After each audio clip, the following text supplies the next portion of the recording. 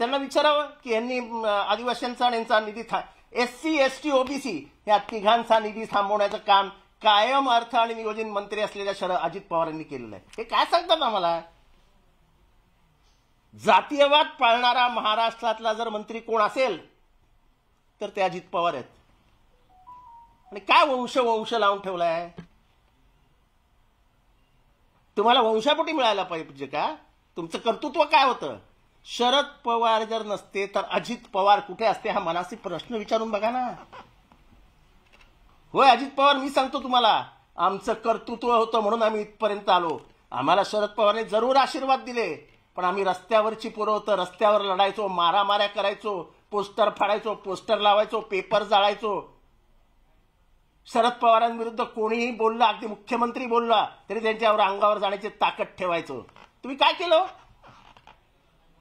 अरे कमीत कमी त्या पद्मसिंह पाटलांनी एक तंबू तरी सांभाळून ठेवला होता. तुम्ही तो तंबू पण सांभाळू शकला नाही.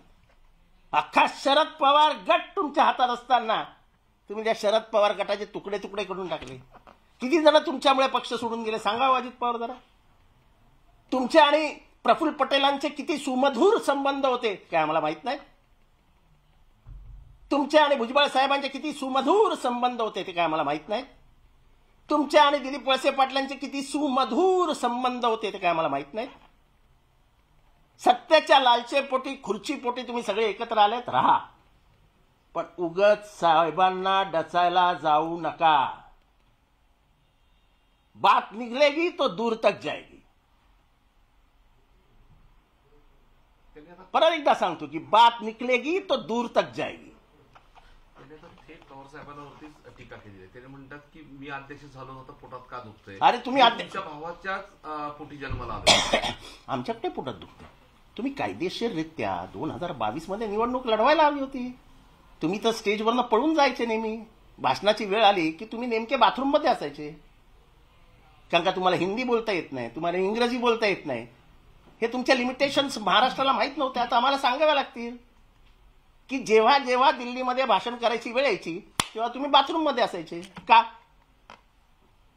जेव्हा जेव्हा शरद पवारांची पॉप्युलॅरिटी हिमालयावर असायची तेव्हा तुम्ही खालनं पिन मारून पंक्चर करून टाकायचे, राजीनामा द्यायचे, काहीतरी वेगळं विचित्र बोलायचे. MSC बँकमध्ये तुम्ही केलेलं लोचे आलं शरद पवारांवरती आणि मग तुम्ही राजीनामा दिला दुःख व्यक्त करत. हे कशाला नाटकं केलेली? जे काय 4 वेळा उपमुख्यमंत्री पद मिळालं ते फक्त